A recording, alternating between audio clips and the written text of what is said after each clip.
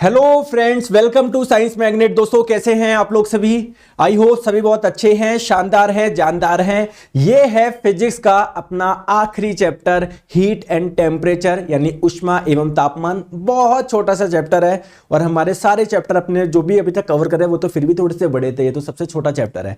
चलिए स्टार्ट करते हैं। हीट एंड टेम्परेचर बहुत छोटा सा चैप्टर है और बहुत आसान है। अगर आप लोग इतने बड़े बड़े चैप्टर पढ़ चुके हैं तो ये तो कुछ भी नहीं है आप लोगों के लिए। चलो तो सबसे पहले बात करते हैं हीट क्या है, ऊष्मा क्या है। देखो जो हीट होती ना वो भी, ये भी एनर्जी का ही एक टाइप है।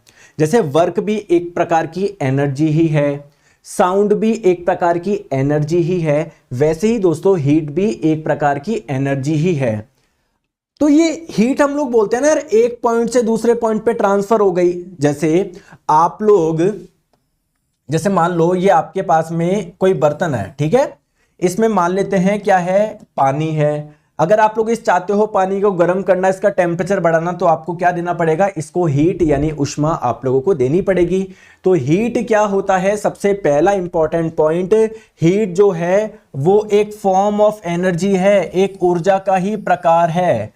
और ये जो आप लोगों की ऊर्जा होती है वो ट्रांसफर कैसे होती है, ड्यू टू टेम्परेचर डिफरेंस। जैसे समझिए मेरी बात को, मैंने आप लोगों को बोला कि अभी आपकी माताजी मान लीजिए आप लोगों के लिए चाय बना के लेके आई, ठीक है, समझ में आ गई।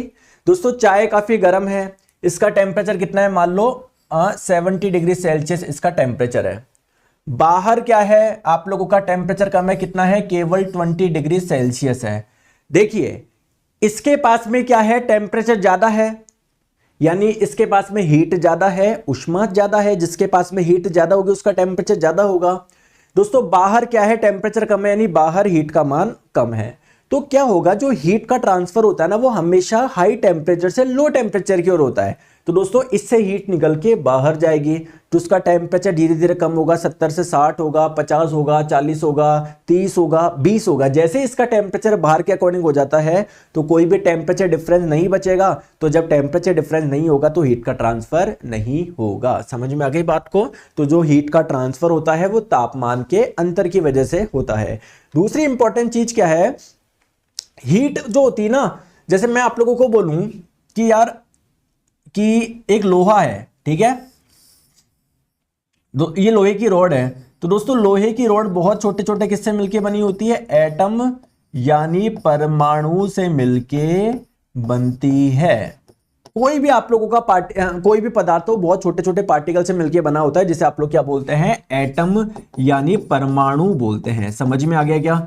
जैसे अगर मैं बात करूं, आपने एक गिलास में पानी लिया तो उसमें क्या है, पानी के बहुत सारे मॉलिक्यूल है, अणु है, बहुत सारे अणु हैं। अणु किसको बोलते हो, परमाणु। परमाणु मिलके जो बनता है उसको अणु बोलते हो। जैसे ये अणु है क्योंकि ये दो हाइड्रोजन के परमाणु और एक ऑक्सीजन के परमाणु से मिलकर बना हुआ है। यहां पर क्या है, एटम है। क्लियर है क्या? ठीक है। तो होता क्या है, जैसे आपने इसको गर्म करा है, इसका टेम्परेचर ज्यादा है, यानी इसके पास में क्या है, हीट का मान ज्यादा है। तो होता क्या है, ये मान लो अब इसका टेम्परेचर कम है, जब आप लोग इसका टेम्परेचर बढ़ा रहे हो, जब आप लोग इसको हीट दे रहे हो, ऊष्मा दे रहे हो, तो जो ये एटम होगा ये क्या होगा दोस्तों, वाइब्रेट करेगा। वाइब्रेट करेगा ना, ये जो एटम होगा क्या होगा, वाइब्रेट करेगा, थोड़ी गति करेगा, तो इसके पास में क्या आएगी, गतिज ऊर्जा आएगी। तो दोस्तों अगर मैं आप लोगों को बात करूं, इन परमाणु के पास में जितने भी परमाणु हैं उसके पास में टोटल गतिज ऊर्जा कितनी है, वो कैसे पता पड़ेगा, इनको टोटल हीट कितनी दी है, टोटल ऊष्मा कितनी दी है। तो जो हीट है ना, heat is a measure of total kinetic energy of the atoms. जो किसी, ये टोटल सारे जो एटम्स है ना, परमाणु जो है, इसके पास में टोटल काइनेटिक एनर्जी कितनी है, वो ही क्या है, इसके पास में हीट की मात्रा बताएगा, ऊष्मा की मात्रा बताएगा। तीसरी इंपॉर्टेंट चीज की हम लोग बात करते हैं, जो हीट होती है ना उसको आप लोग किस में मेजर कर सकते हो, जूल में भी कर सकते हो, कैलोरी में भी कर सकते हो।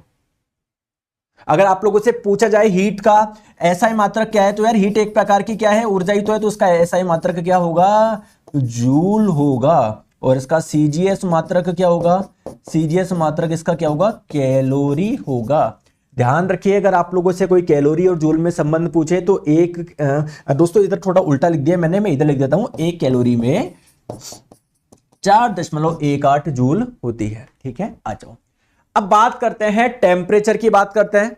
टेम्परेचर किसको बोलोगे दोस्तों, टेम्परेचर बताता है कोई बॉडी, कोई गर्म है या ठंडी है, मतलब ये आपका degree of hotness of a body बताता है। जैसे अगर कोई वस्तु है जिसका टेम्परेचर 30 है, एक कोई वस्तु है जिसका टेम्परेचर 70 है, तो कौन ज्यादा हॉट है? जिसका टेम्परेचर ज्यादा है। तो ये हॉटनेस की डिग्री कि ज्यादा हॉट है या कम हॉट है, ये आपको टेम्परेचर बताएगा। जैसे मैं आप लोगों को बोलूं कि यार ये चाय है और बात करते हैं इसमें कुछ कोल्ड कॉफी है, तो इसका टेम्परेचर मान लो कितना है, 20 डिग्री है, इसका मान लो 100 कुछ मान लो 90 डिग्री मान लो, तो इनमें से किसे हॉट किसे कोल्ड बोलेंगे? इससे हॉट बोलेंगे क्योंकि इसका टेम्परेचर कितना है, 90 डिग्री है। चलो आ जाओ, अब बात करते हैं दोस्तों जो टेम्परेचर है ना, देखो आप इधर देखो, जैसे यहां पर एक लोहे का टुकड़ा था, कुछ भी मान लो, इसका टेम्परेचर कितना था, मान लो 5 डिग्री सेल्सियस था। यहां पर एक लोहे का टुकड़ा था, इसका टेम्परेचर मान लो 20 डिग्री था। यहां पर एक लोहे का टुकड़ा था, इसका टेम्परेचर 40 डिग्री है। दोस्तों आप लोग देखो, टेम्परेचर है मतलब इसका टेम्परेचर ज्यादा है, यानी इसके पास में हीट ज्यादा है, इसके पास में हीट ज्यादा है, तो इसके जो एटम्स होंगे ना वो ज्यादा गति करेंगे, गतिज ऊर्जा ज्यादा होगी। यहां पर हीट कम है तभी तो टेम्परेचर कम है, तो हीट कम है तो इनके पास में जो गतिज ऊर्जा है वो क्या है, कम है। इसके जो एटम होंगे वो धीरे धीरे वाइब्रेट करेंगे, कम वाइब्रेट करेंगे। समझ में आ गई बात को? आई होप ये सारी चीजें आप लोगों को क्लियर है। इसका मतलब मैं बोलने को ये जा रहा हूं कि जैसे जैसे तापमान घटता जाएगा ना, जैसे जैसे जैसे आप लोग यहां से यहां पर आ रहे हो ना, तो उसके एटम की जो एनर्जी होगी ना वो क्या होती जाएगी, कम होती जाएगी। दोस्तों एक टेम्परेचर ऐसा होता है जिस पे एटम गति करना ही बंद कर देंगे, उस टेम्परेचर को बोलेंगे absolute zero temperature, absolute zero temperature. और उस टेम्परेचर का मान कितना होगा, 0 केल्विन होगा। दोस्तों अगर इस केल्विन को सेल्सियस में बदला जाए तो कैसे बदलेंगे, अभी मैं आगे भी बताऊंगा, आप लोग ध्यान रखिएगा। अगर आप लोगों को सेल्सियस को केल्विन में बदलना है तो क्या करते हैं आप लोग, 273.15 ऐड करते हैं। वैसे मतलब पॉइंट के बाद में नहीं पूछा जाता है, तो आप लोग तो सीधे से बोल दो C+2, मतलब सेल्सियस में जब 273 ऐड कर दोगे तो केल्विन में बदल जाएगा।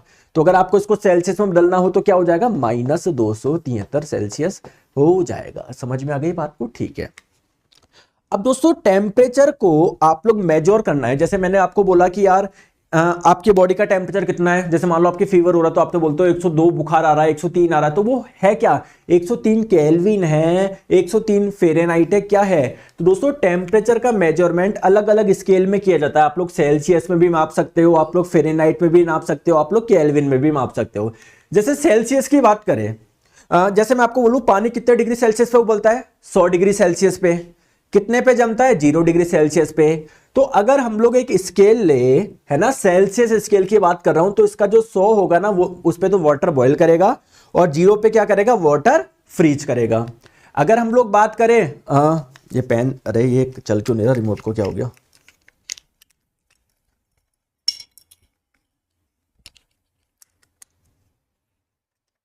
देखो, है ना, अगर हम लोग बात करें फ़ारेनहाइट स्केल की, तो इसमें क्या होगा, 212 डिग्री पर वाटर बॉईल करेगा, जबकि 32 डिग्री पे वाटर फ्रीज करेगा। तो आप लोगों से कई बार पूछा जाता है वाटर का जो फ्रीजिंग पॉइंट होता है, जल का हिमांक, हिमांक का मतलब वह बिंदु जिस पे वह जम जाए, तो 32 डिग्री फ़ारेनहाइट पे जम जाएगा। जैसे पानी को आप लोग ठंडा करोगे 0 डिग्री सेल्सियस पे क्या हो जाता है, वो जम जाता है। पानी को जब आप लोग गर्म करोगे, जैसे ही इसका तापमान 100 डिग्री सेल्सियस पहुंचेगा वो क्या होगा, जम जाएगा। अगर इसको फ़ारेनहाइट की बात करें, 212 डिग्री फ़ारेनहाइट पे क्या हो जाएगा, वो जम जाएगा। चलिए नेक्स्ट हम लोग बात करते हैं केल्विन की। तो केल्विन स्केल की अगर हम लोग बात करेंगे तो क्या होगा, 273 केल्विन पे ये आप लोगों का क्या हो जाएगा, जम जाएगा। और बॉयल कितने पे होगा, 373 पे। तो आप लोग बोलोगे कि सर आप ये अलग अलग स्केल क्यों बता रहे हो? दोस्तों ये अलग अलग स्केल इसलिए बता रहा हूं जिससे तीनों में आप लोग रिलेशन निकाल पाओ। तो अगर मैं आप लोगों को रिलेशन निकालने को बोलूं, सेल्सियस, फ़ारेनहाइट, केल्विन, इनमें रिलेशन क्या होगा, तो इनमें रिलेशन आप लोगों का कैसे निकालते हैं, इन तीनों रिलेशन बताता हूं मैं आपका। सेल्सियस, फ़ारेनहाइट, केल्विन, और एक स्केल और होती है वो जनरली पूछी नहीं जाती है बट फिर भी याद रखो, रूम ईयर, इस स्केल को बोलते हैं रूम ईयर। तो ये फॉर्मूला आप लोगों को ध्यान रखना है, C/5 बराबर F-32/9 बराबर K-273/5 बराबर R/4। अगर आपको इसमें और इसमें संबंध निकालना है तो इनको बराबर कर दो, आपको इसमें और इसको संबंध निकालना है तो इसको बराबर कर दो, आपको इसको और इसको संबंध निकालना है तो इसको बराबर कर दो, इसमें और इसको निकालना है तो इसको बराबर कर दो। देखते हैं आप लोगों को समझ में आया या नहीं आया। मेरा क्वेश्चन ये है कि मान लो 70 डिग्री सेल्सियस को आपको बदलना है, मान लो केल्विन में बदलना है, केल्विन में बदलना है, कितने केल्विन के बराबर है, तो सेल्सियस और केल्विन में रिलेशन निकालना है, तो इन दोनों को क्या करो, बराबर करो। तो C/5 बराबर K-273/5। C का मान कितना है, 70 है दोस्तों। 70/5 कितना होगा, 14 होगा, तो 14 × 5 और राइट में क्या आ जाएगा, K-273 हो जाएगा। तो 14 × 5 कितना हो जाएगा आप लोगों का, 5 चौक 20, 5 अच्छा 14 पंजे 70 होता है ना, नहीं मैंने क्या किया है, ओके तो यार 5 से 5 ही काट लो ना, इस 5 से इस 5 को काट लो, क्या दिक्कत है। तो ये 70 बराबर K-273 और K क्या हो जाएगा, 70 + 273 हो जाएगा। समझ गए बात को। आप लोग सिंपली यहां पर ध्यान रखो, जब इन दोनों को बराबर करोगे तो 5 से 5 कट जाएगा, तो क्या होगा, C बराबर K-273। तो C बराबर K-273, या मैं बोल सकता हूं K बराबर 273 + C, मतलब सेल्सियस में 273 जोड़ दो, आपका क्या आ जाएगा, केल्विन में आ जाएगा। क्लियर है, समझ में आ गई बात को, कोई समस्या कोई दिक्कत नहीं है। सेम जैसे मैं आप लोगों को बोलूं कि 32 डिग्री फ़ारेनहाइट को सेल्सियस में बदलो, तो 32 डिग्री क्या था, वाटर का फ्रीजिंग टेम्परेचर था। तो सेल्सियस में क्या होता है, वाटर का फ्रीजिंग टेम्परेचर 0 डिग्री होता है, ऐसे ही आप लोग याद रख लो। बाकी जब F का मान है 32, 32 में से 32 गया 0, 0/9 0, तो C/5 बराबर 0, तो C बराबर क्या हो जाएगा, 0 × 5, C भी आपका क्या हो जाएगा, 0 हो जाएगा। क्लियर है क्या। तो आई होप आपको ये समझ में आ गया होगा। अब दोस्तों जो हीट ट्रांसफर होता है ना, इसका थोड़ा सा बेसिक हम लोग समझते हैं, ठीक है। मैंने आपको बताया हीट का जो ट्रांसफर होता है ना, वो टेम्परेचर डिफरेंस की वजह से होता है। जैसे अगर कोई किसी वस्तु का टेम्परेचर 70 डिग्री सेल्सियस है, किसी का 20 डिग्री है, टेम्परेचर में डिफरेंस है ना, तो हाई टेम्परेचर से लो टेम्परेचर की और क्या होगा, हीट का फ्लो होगा। अब दोस्तों हीट ट्रांसफर अलग अलग प्रकार से हो सकता है, कंडक्शन से, चालन से भी हो सकता है, कन्वेक्शन यानी संवहन से भी हो सकता है, और रेडिएशन यानी विकिरण से भी हो सकता है। तीनों प्रकार से हीट का ट्रांसफर हो सकता है। तो सर इन तीनों में डिफरेंस क्या है, आइए मैं आपको समझाता हूं। देखो यहां पर मैंने आप लोगों को एक फोटो बताई है, इस फोटो में तीनों आ गए, कंडक्शन भी, कन्वेक्शन भी, रेडिएशन भी। कैसे, एक एक समझो, यहीं पर समझ लेना, आपको कभी कुछ पढ़ने की जरूरत नहीं पड़ेगी। सबसे पहले बात करते हैं कंडक्शन की, चालन की। दोस्तों ये मान लो एक रॉड है, ठीक है, क्लियर है। आप लोग मुझे बताइए, जब आप लोग रॉड का एक एंड इस आग पे लगाओगे तो ये गर्म होगा, यानी इसको हीट मिलेगी। आप देखते हो कुछ ही देर में हीट यहां पर आ जाती है, तो हीट यहां से यहां पर जो ट्रांसफर हुई, ये कौन से मेथड से हुई, कंडक्शन से, चालन से। तो सर चालन में होता क्या है, जैसे लोहे की रॉड है ना, जैसे लोहे की रॉड है ये,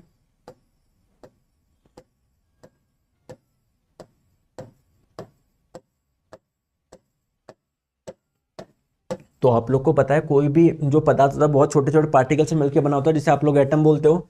तो ये भी लोहे के एटम होंगे इसमें बहुत सारे। तो जब आप लोग इसे हीट दोगे, उष्मा दोगे, तो क्या होगा, हीट एक प्रकार की एनर्जी है दोस्तों। ये एटम क्या करेंगे, वाइब्रेट करेंगे, टन टन टन टन टन टन, फिर ये पास वाले को टक्कर देंगे, टन टन टन, फिर पास वाले को, फिर पास वाले को, फिर पास वाले को। तो जो एनर्जी इधर थी वो एनर्जी अब इधर पहुंचती जाएगी, तो हीट एक एंड से दूसरे एंड पे पहुंच जाएगी। तो हीट के इसी ट्रांसफर को आप लोग बोलते हैं कंडक्शन यानी चालन। समझ में आ गई बात को। कंडक्शन में आपको पता है, मैं बोलूं एटम वाइब्रेट करके पास वाले को वाइब्रेट करते हैं, पास वाले को, तो इस प्रकार हीट जो होती है वो एक एंड से दूसरे एंड पे जाती है। बात करते हैं हम लोग कन्वेक्शन की, जिसे आप लोग हिंदी में बोलते हैं संवहन। सर इस कन्वेक्शन यानी संवहन में क्या होता है, यहां पर देखो, आप लोग मुझे बताइए बीच में एयर होगी या नहीं होगी। एयर, आप हाथ तप रहे हो, तो इस आग के और आपके बीच में एयर है ही नहीं है। तो दोस्तों जो एयर की लेयर जो इस आग के कांटेक्ट में आएगी, उसका टेम्परेचर क्या होगा, ज्यादा होगा। टेम्परेचर ज्यादा होने की वजह से उसकी डेंसिटी क्या होगी, कम होगी, वो हल्की होगी। हल्की चीज कहां पर जाती है, ऊपर की ओर, तो ये जाएगा कहां पर, ऊपर जाएगा। ऊपर वाली कहां पर आएगी, नीचे आएगी। फिर इसका टेम्परेचर बढ़ेगा, टेम्परेचर बढ़ने से डेंसिटी कम होती है, चीज हल्की होती है, हल्की चीज ऊपर जाती है, तो ये जाएगा ऊपर। ऊपर वाला नीचे, फिर नीचे वाला ऊपर, ऊपर वाला नीचे। तो आप लोग देख रहे हो हीट का ट्रांसफर हो गया। यहां पर एयर जो है, यहां की एयर हीट को लेके ऊपर छोड़ के आ गई, फिर एयर जो थी यहां से हीट को लेके ऊपर छोड़ के आ गई, तो इसको बोलता है कन्वेक्शन यानी संवहन। दोस्तों बात करते हैं रेडिएशन क्या होता है। कोई भी हॉट बॉडी होती है ना, कोई भी गर्म वस्तु होती है ना, वो अपने अंदर से क्या निकालती है, रेडिएशन निकालती है, विकिरण निकालती है। अब ये सर रेडिएशन क्या है दोस्तों, रेडिएशन कुछ भी नहीं है, एक प्रकार की तरंग है, एक प्रकार की तरंग है जो अपने साथ में एनर्जी लेके चलती है। तो जब आप लोग ये लकड़ी जब जलेगी तो इससे रेडिएशन निकलेगी, वेव निकलेगी जो अपने साथ में हीट लेके जाती है। तो ये वेव जिस पॉइंट पे टकराएगी, जैसे आपके हाथ पे टकराएगी, तो आपके हाथ पे क्या करेगी, हीट को रिलीज करेगा। ये है रेडिएशन मेथड। आइए एक एक के बारे में समझते हैं। पहले तो कंडक्शन यानी चालन के बारे में आप लोगों को बता देता हूं। देखो ये यहां सिंपली देखो कंडक्शन में क्या है, जैसे आपने इस किनारे को गर्म करा तो ये वाले एटम वाइब्रेट हुए, पास वाले टक्कर दिए, दिए, तो हीट जो आप लोग का यहां पर थी, जो एनर्जी आपने यहां पर दी, वो धीरे धीरे धीरे धीरे धीरे धीरे धीरे धीरे धीरे धीरे धीरे धीरे धीरे धीरे धीरे धीरे धीरे धीरे धीरे कहां पर पहुंच जाएगी, इधर पहुंच जाएगी। क्लियर है क्या? ठीक है। बात करते हैं कन्वेक्शन यानी संवहन। देखो दोस्तों एक चीज ध्यान रखिएगा, कन्वेक्शन यानी संवहन है ना, कन्वेक्शन यानी संवहन, इस मोड से, इस तरीके से हीट ट्रांसफर केवल दो में होता है, लिक्विड में और गैस में। कैसे होता है सर समझाइए। जैसे मैंने बताया एयर है, क्योंकि लिक्विड और गैस फ्लो कर सकते हैं यार। तो आपने अभी, मैंने जब पहले एग्जांपल दिया था वहां पर एयर क्या थी, नीचे से ऊपर जा रही थी, नीचे से ऊपर। तो जो चीज फ्लो कर सकती है वही तो हीट को अपने साथ में ले जा सकती है। जैसे आप लोग देखो, एक आपने कंटेनर लिया, इसमें क्या लिया आप लोगों ने, पानी डाला, नीचे से आप लोग क्या कर रहे हो, गर्म कर रहे हो। तो जो वाटर की लेयर बिल्कुल नीचे कांटेक्ट में कंटेनर का, उसका टेम्परेचर क्या होगा, उस लेयर का बढ़ जाएगा। टेम्परेचर ज्यादा होने की वजह से उसकी डेंसिटी कम हो जाएगा, उसका घनत्व कम हो जाएगा, वो हल्की जाएगी, तो वो लेयर जाएगी ऊपर, ऊपर वाली आएगी नीचे। फिर उसका टेम्परेचर ज्यादा, हल्की, हल्की वाली जाएगी ऊपर, ऊपर नीचे, फिर ऊपर नीचे, ऊपर नीचे। तो क्या होगा, यहां पर वाटर का सर्कुलेशन होगा, जिसकी वजह से हीट का ट्रांसफर हो रहा है। क्लियर है क्या? तो यहां पर क्या हो रहा है, मूवमेंट्स ऑफ करंट। करंट कौन सी, इलेक्ट्रिक करंट की बात नहीं हो रही है, इसी को करंट बोल रहे हैं। पानी ऊपर नीचे जा रहा है या कोई भी मैटर ऊपर नीचे जा रहा है ना, तो इसको आप लोग क्या बोलते हैं, अगर किसी मैटर के ऊपर नीचे जाने की वजह से, मैटर के ट्रांसफर की वजह से अगर आप लोगों का हीट का ट्रांसफर हो रहा है, तो इसको बोलते हैं कन्वेक्शन यानी संवहन। समझ में आ गई बात को? दोस्तों during convection heated particles of fluid begin to flow. जैसे आप लोग यहां पर देखो, नीचे के पार्टिकल जिसको आपने गर्म करा वो फ्लो करना स्टार्ट कर देंगे, ऊपर की ओर जाना स्टार्ट कर देंगे, ऊपर वाले नीचे की ओर आना स्टार्ट कर देंगे। क्लियर है क्या आप लोगों को? जैसे मैंने यही वाला एग्जांपल बताया। तो कन्वेक्शन केवल लिक्विड में और गैस में होता है, ध्यान रखिएगा। ठीक है। बात करते हैं convection can occur only in fluid. Fluid का मतलब यहां पर क्या है, लिक्विड एंड गैस। सॉलिड में नहीं हो सकता, क्योंकि सॉलिड एयर मूव ही नहीं कर सकता।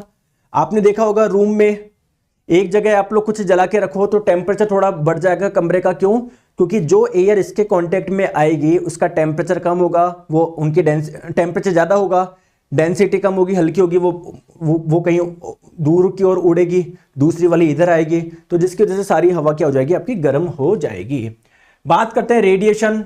दोस्तों रेडिएशन मैंने बता दिया, रेडिएशन क्या है, ये ऐसा हीट ट्रांसफर है, ये वस्तु के बीच किसी भी संपर्क पर निर्भर नहीं करता। जैसे मान लो आपको पता सन से आपके पास में जो हीट आ रही है ना, वो रेडिएशन मेथड से आ रही है। क्या आपका और सन का डायरेक्ट कांटेक्ट है कि नहीं है, फिर भी आपके पास में क्यों पहुंच पा रही है? क्योंकि देखो सन का टेम्परेचर क्या होता है, बहुत ज्यादा होता है। ज्यादा होने की वजह से वो अपने अंदर से वेव्स निकालता है बहुत सारी। तो जब वेव्स आती है ना, वो अपने साथ में एनर्जी को लेकर आती है। तो जब आपके पॉइंट पे, आपके बॉडी पे टकराएगी, किसी सरफेस पे टकराएगी, तो वहां पर क्या करेगी, इसको गर्म करेगी।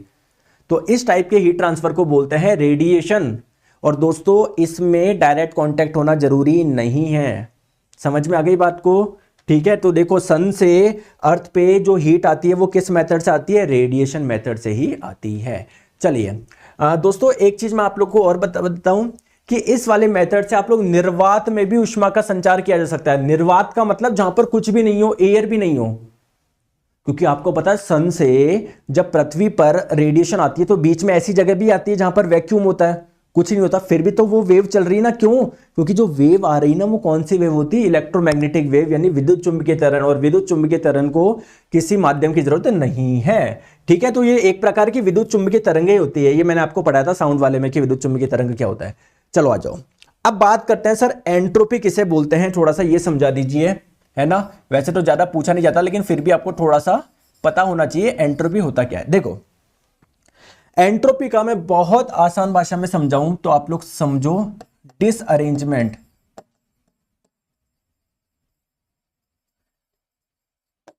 अव्यवस्था।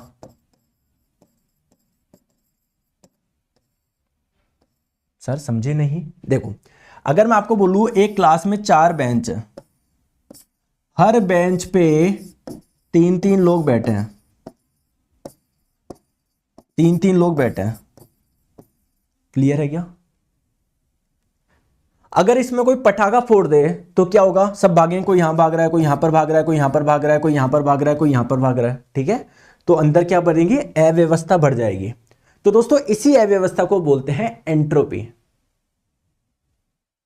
तो आप लोग मुझे बताइए, जैसे भी लोहे का टुकड़ा है या मैं बोलूं पानी है, एक कंटेनर में पानी है, उसके मॉलिक्यूल्स है ऐसे मान लो, तो अगर आप लोग टेम्परेचर बढ़ाएंगे तो मॉलिक्यूल रैंडम मोशन करेंगे, अंदर की अव्यवस्था बढ़ेगी, तो इसी को बोल रहे हैं एंट्रोपी। तो एंट्रोपी समझ में आ गया, डिसअरेंजमेंट को आप लोग एंट्रोपी बोलते हैं। तो आप लोगों से एग्जाम में कई बार पूछा था कि टेम्परेचर बढ़ाने से एंट्रोपी बढ़ेगी क्या।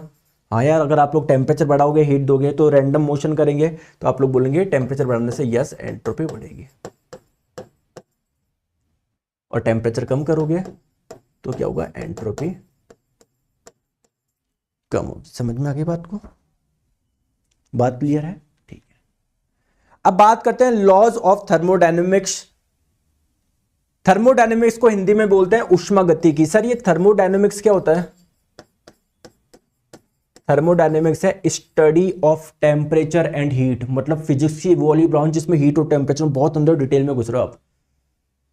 तो उसके कुछ लॉज है, 3 लॉज है बेसिकली। एक तो है जीरोथ लॉ, जिसे आप लोग बोलते हैं शून्यांक नियम। एक होता है फर्स्ट लॉ, प्रथम नियम, और एक है सेकंड लॉ। ज्यादा कुछ खास है नहीं है, मतलब आपके सिलेबस में नहीं है, 9-10 तक के सिलेबस में नहीं है, 11th क्लास में है, लेकिन बाई चांस पूछ रहे तो ध्यान रखो आप। देखो जीरोथ लॉ क्या बोलता है कि अगर मान लो कोई 2 बॉडी है ए और बी, बोला जाता है कि अगर ए और बी थर्मल इक्विलिब्रियम में है, ए और बी अगर थर्मल इक्विलिब्रियम यानी तापीय साम्यावस्था में है। अब ये सर तापीय साम्यावस्था क्या होती है, थर्मल इक्विलिब्रियम क्या होता है अभी समझा दो। थर्मल इक्विलिब्रियम का मतलब क्या है, उन दोनों का टेम्परेचर सेम होना। तो अगर ए और बी थर्मल इक्विलिब्रियम में, बी और सी थर्मल इक्विलिब्रियम में है ना, क्या बोल रहा हूं मैं, ए और बी अगर थर्मल इक्विलिब्रियम में, बी और सी थर्मल इक्विलिब्रियम में है, ए और बी है, बी और सी है, तो ए और सी भी होंगे।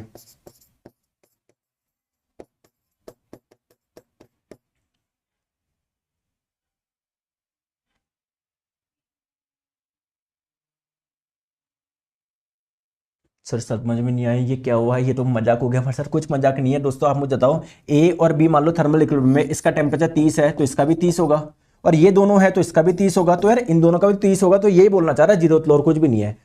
फर्स्ट लॉ आप लोगों को क्या बोलता है, फर्स्ट लॉ किस पे बेस्ड है, कंजर्वेशन ऑफ एनर्जी यानी ऊर्जा के संरक्षण पर आधारित है, ऊर्जा के संरक्षण पर आधारित है। अभी क्या बोलता है फर्स्ट लॉ, फर्स्ट लॉ क्या बोलता है, देखो फर्स्ट लॉ कुछ भी नहीं बोलता, मतलब बच्चों वाली चीज है। अगर आप लोग किसी को हीट दोगे, उष्मा दोगे, तो उससे दोस्तों उसका टेम्परेचर बढ़ जाएगा, उससे उसकी कुछ इंटरनल एनर्जी बढ़ जाएगी, मतलब जो आपने एनर्जी दी है ना वो पूरी की पूरी यूटिलाइज हो जाएगी। कहने का मतलब ये है। तो बस आप लोगों से ज्यादा ज्यादा ये पूछा जाएगा, अगर पूछा जाएगा तो, वैसे नहीं पूछा जाते थर्मोडायनेमिक्स के लॉ क्योंकि 11वीं क्लास में है। तो अगर आप लोगों से पूछा जाए पहला लॉ किस पर आधारित है, आप लोग बोलेंगे ऊर्जा के संरक्षण पे यानी कंजर्वेशन ऑफ एनर्जी पे। बात करते हैं सेकंड लॉ किस पर आधारित है, अगर पूछे किस पर आधारित है तो आप लोग बोलोगे एंट्रोपी पर आधारित है।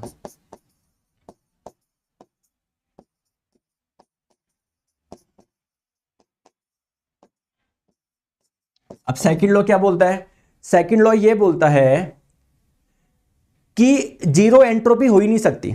अगर आप सोचो किसी की एंट्रोपी जीरो हो जाए तो ऐसा हो ही नहीं सकता। सभी के पास में कुछ ना कुछ एंट्रोपी होती है, कुछ डिसअरेंजमेंट होता है, अव्यवस्था होती है। तो सेकंड लॉ यही बोलता है कि जीरो एंट्रोपी नहीं हो सकती, पॉसिबल ही नहीं है। तो ये आप लोगों का दोस्तों हीट एंड टेम्परेचर क्लास के स्टार्टिंग में मैंने बताया था, बहुत छोटा आप लोगों का चैप्टर था, ये आप लोगों का पूरा हो गया। तो दोस्तों फिजिक्स पूरी कंप्लीट हो गई, अच्छे से रिवाइज करिए। अब हम लोग स्टार्ट करते हैं बायोलॉजी यानी जीव विज्ञान, जो कि आप लोगों का काफ़ी काफ़ी काफ़ी इंपॉर्टेंट सब्जेक्ट है। ठीक है, फिजिक्स पूरा हो चुका तो उसके लिए बहुत बहुत बधाई, और प्लीज़ सेशन ये रिवाइज करते रहिएगा जिससे आपको कोई भी दिक्कत नहीं आए। और हर टॉपिक के बाद में आप लोग टेस्ट जरूर अटेंड करा करिए। Thank you so much.